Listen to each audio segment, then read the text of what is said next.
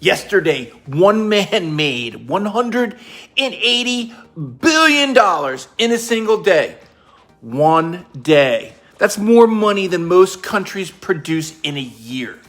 Elon Musk is now worth over $1 trillion. The first trillionaire in the history of human civilization. And I'm going to tell you something right now that no one else on financial YouTube will say out loud. Most of the people who tried to get in on that trade got absolutely nothing. And the people who did nothing, they might actually be better off. Stay with me. What actually happened?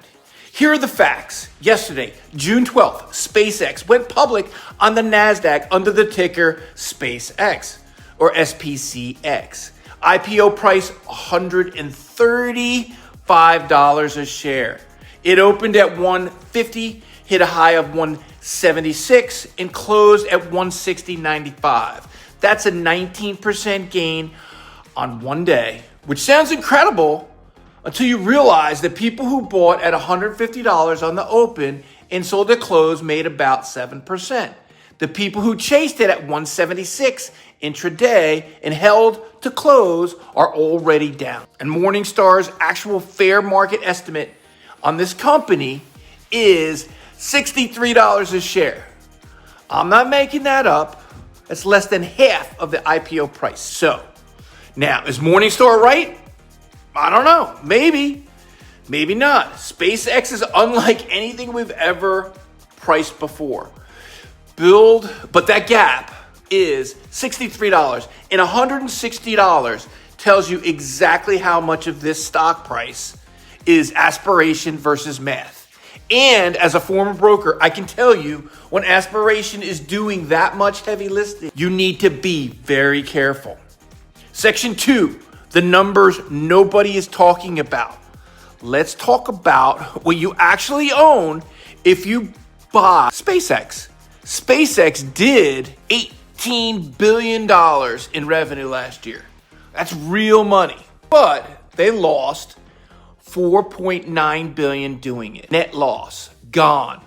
The only division actually making money is Starlink, the satellite internet business, which generated $11.4 billion in revenue and $4.4 billion in operating profit.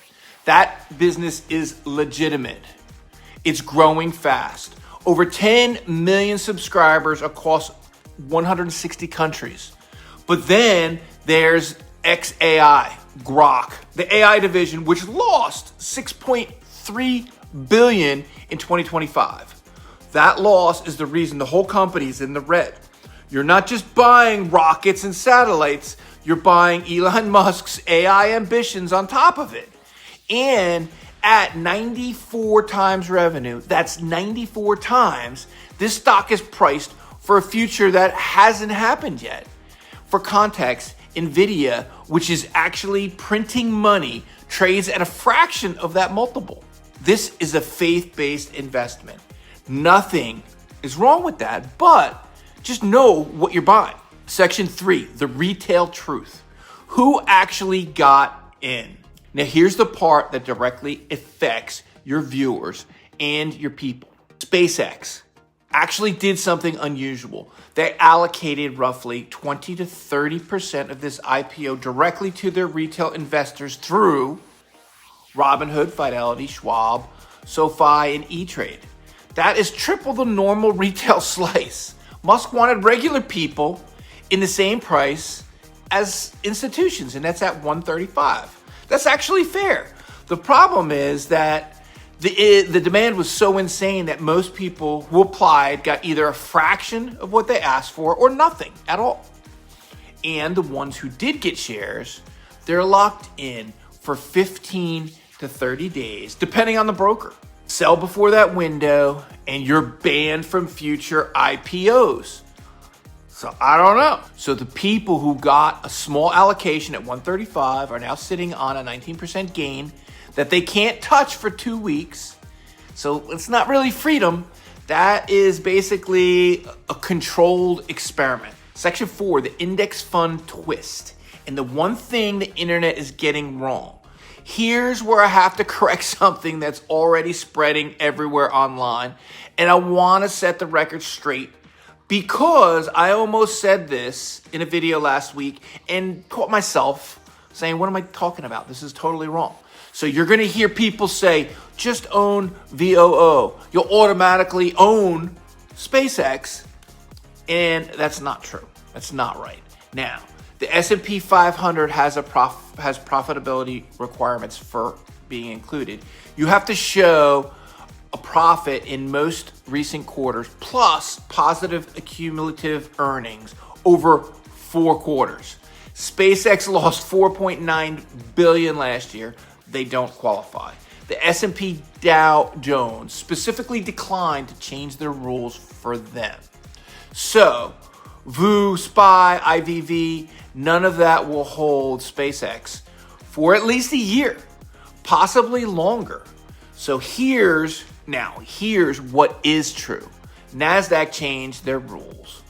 The FTSE Russell changed their rules. So now if you own QQQ, the NASDAQ 100 ETF, SpaceX is coming to you automatically. No IPO lottery, no one-day markup, just your existing position doing the work.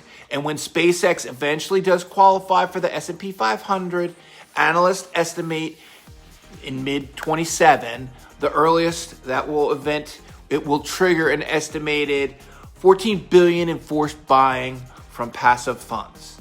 Every index fund tracking the S&P has to buy. Think about what Tesla did in the month it entered the S&P 500 in December 2020. It ran 70% into the inclusion date. That's the playbook.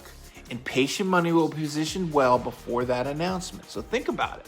So 3 moves to make this week. Move number 1, if you don't own QQQ or a NASDAQ 100 fund, look at it this week. SpaceX is coming to that index. You can own it without paying the IPO casino. Move 2, if you got a SpaceX allocation and you're sitting on a gain, read your broker's anti-flipping policy before you do anything. Know your window.